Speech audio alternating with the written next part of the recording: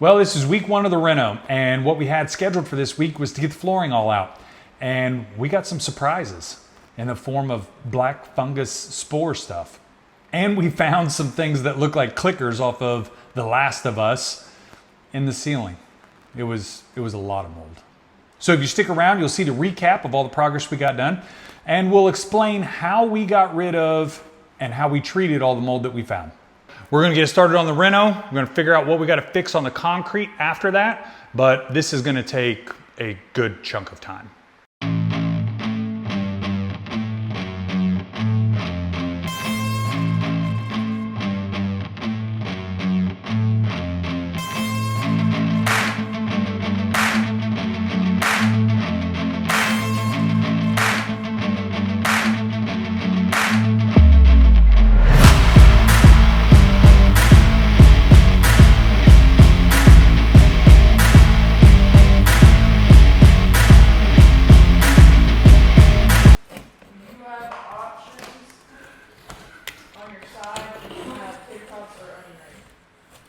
Oh, I don't care. I'm good either way, sweetie.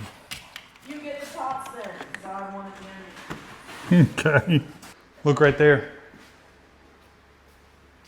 That is 1970 dog hair.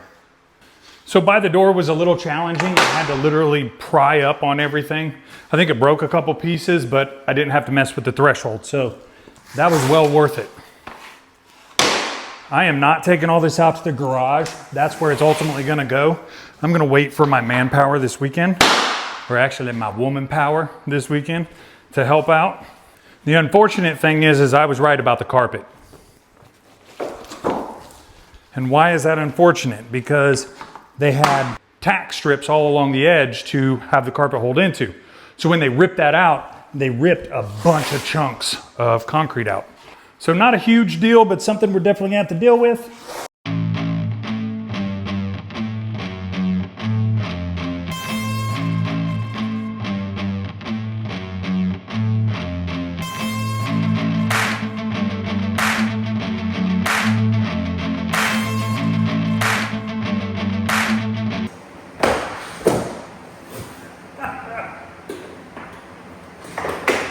Want to clean it off, you know?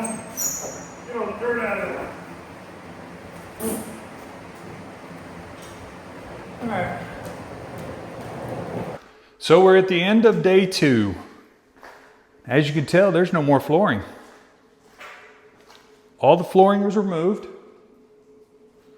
All the baseboard is removed, which is great. And we've got our spots identified that we need to worry about. As you can tell, we even got a little bit of a head start. That was a really big moldy spot. And so I started investigating that. Tomorrow, all of that is scheduled. Here's the other side. That was all black. That has bleach on it, so it looks worse than what it is.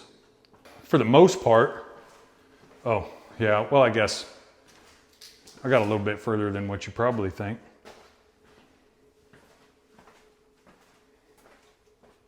So that is light compared to what the rest of that was, and I decided it all needed to come out. All that came out. All that came out. You can see we've still got some mold on the paper back there. That's the value of pulling the baseboard out. As you can see in these shots, the drywall is touching the concrete slab, and that's not supposed to be that way. There's at least supposed to be a 1/2 inch, 3/4 inch gap between the drywall and the slab so that moisture doesn't soak up from the slab into the drywall. So what's that mean? That means we have to create a 1/2 inch to 3/4 inch gap between the drywall and the slab. So that's day 3 and 4. Basically all we did was take a 2-inch wide piece of wood that was 5/8 of an inch thick, and we used that as a guide board and went around with a utility tool and cut it all out. Now the thing that we didn't do is we need to go back through, we need to pull the rest of those nails that was holding that drywall up, and we need to cut all the paper. We want to leave nothing there so that water can't soak up into the drywall even with that gap. And because the floors are off, next week we're going to have to level them, use cement leveler. And so we hope that the gap that we left is still there after we put that leveler down. Otherwise, there may be spots where we have to go and retrim to get that gap back again.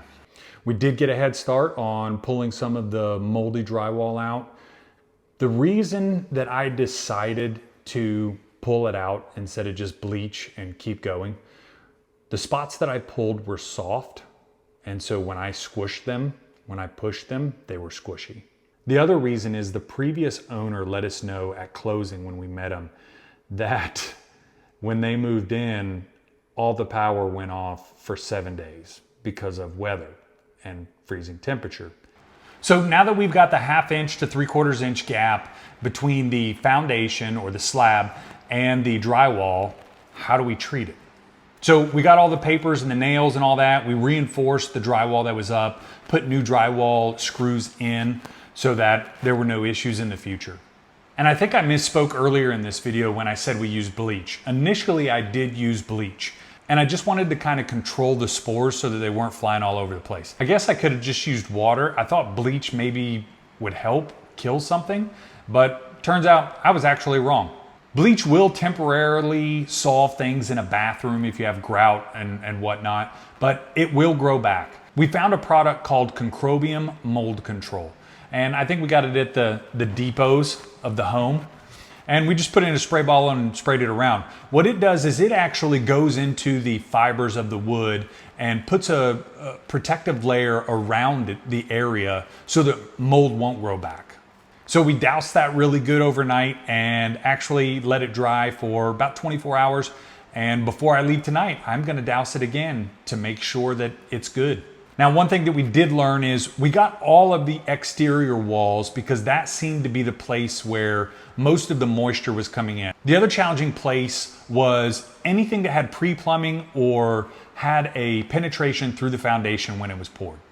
With that sewage vent being in an interior wall, there must be some type of hole or gap or something going on in that area. So what we're gonna do is we're going to use a spray foam, a closed cell spray foam, to spray around there, and then we're gonna spray the Concrobium and we're gonna seal it up and make sure that we have that 1/2 to 3/4 inch gap between the foundation and the drywall. I would say that we're about 70 or 80% done with all the demolition for the projects that we have scheduled. The places that we don't have demoed are the places with, you guessed it, not exterior walls. They have roughed in pipes as the foundation was poured. And I'm sure we're gonna find more stuff and we're gonna peel more drywall back and we're gonna solve more problems.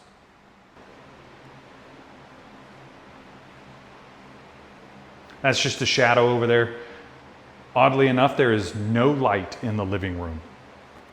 Now this is the after, and this is that vent that I was telling you about. So it's dried out really nicely. We've had it out for about 3 days. Now right here, this was moldy, and so what I decided to do was I pulled all of the drywall out. We'll replace it. But with the brick on the outside, they put styrofoam and then they have the framing. And there was lots of gaps and holes for bugs and things to get in. So I just spray foamed around the edge of the styrofoam and the framing so that it would stop all of that stuff from coming in. So the nice thing is the wife approved for this to be open shelving.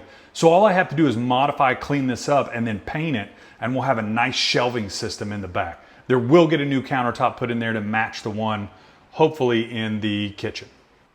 This is in the pantry. This was pretty jacked up. So we've got that all cleaned up and it's all dried up. And this is what the spot looks like in the laundry room. We've got it all cleaned up and dried out. We did have a little spot here. It's by the front door. It is dried out really good, and I think that it is primarily from the exterior, all that concrete on the front porch holding all that moisture. So that gap should help a ton. Bedroom 2 done. Everybody's favorite American bathroom, not touched. And the primary bedroom, all done. All exterior walls. Has the gap. All right, here's what week 1 looks like. That is all of the trim We've got a door as a table because we love doing that. Lots of trim. There's all that flooring, which is weird. It was 3/4 inch plywood with a veneer top. I guess it was popular in the 50s or 70s. Could be newer, who knows? But that's when it really peaked. We got our trash all in the garage. Got some nice built-ins that we're gonna end up keeping in the garage. We've got all of our little slidey doors. Those are the 2 doors from the living room to den. And then that's the flooring that was in the bedrooms. Thank God I was able to keep the spice rack. I'm so excited. All right, you guys are probably curious as to where the creatures from The Last of Us, the clickers, where they came from. And this is something that I didn't know because where I'm from, we don't have this issue really. Or maybe I just never had this issue personally. But pretty commonplace, especially in humid climates. That's where our clickers were. We would walk by this, and once we identified all of the mold places, we were like, why does it still smell? And there was literally craziness growing up here. And as you can see, there's still a little bit of craziness once we took the vent cover off.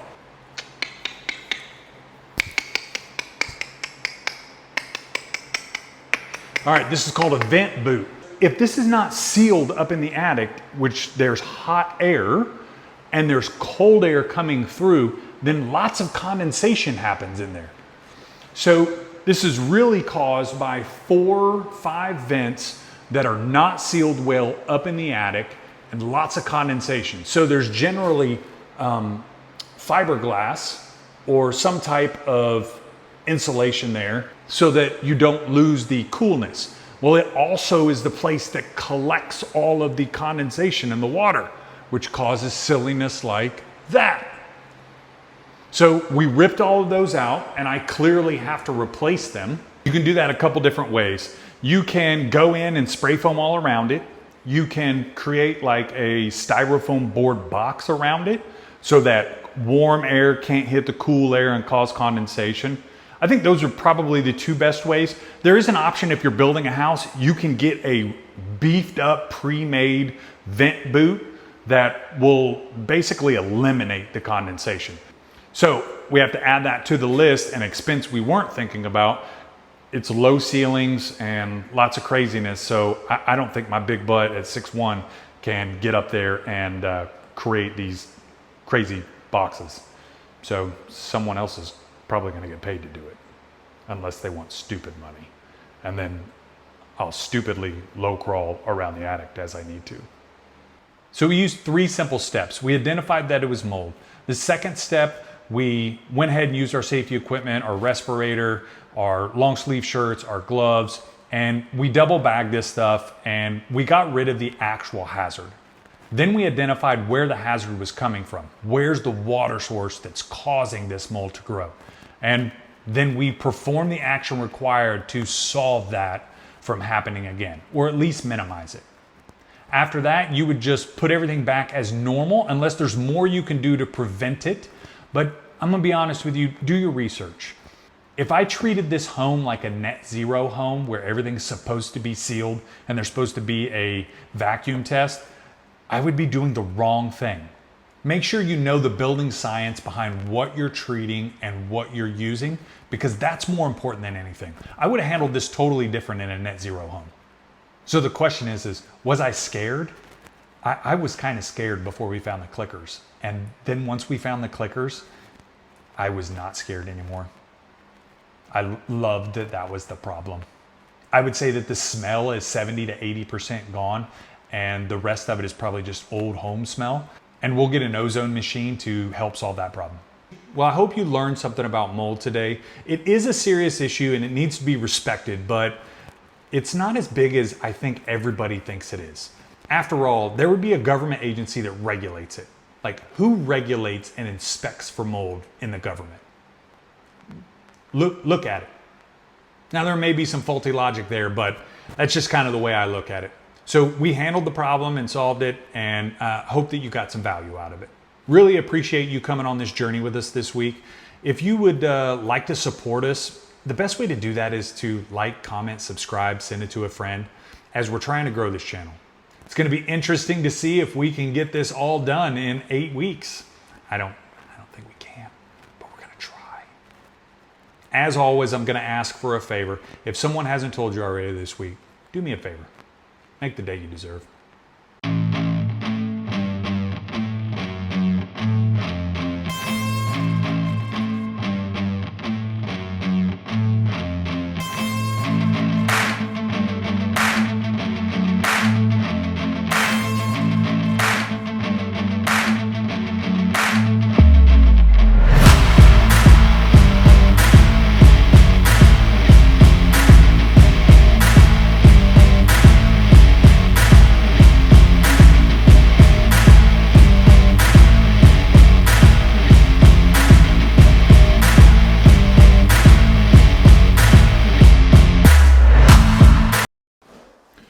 You gotta know when to fold 'em, know when to hold 'em, know when to walk away, know when to run. You better count, you dummy, that's not the word. You never count your money when you're sitting at the table. There'll be time enough for counting when the dealing's done. You better know when to fold 'em, know when to hold 'em, know when to walk away, know when to run. You never count your money. You're sitting at the table. I was there the day you learned to drive, the first time that you got high. I finally helped you realize that she wasn't right for you. So tell that someone that you love just what you're thinking of. If tomorrow never comes. I need singing lessons. Anybody up for it?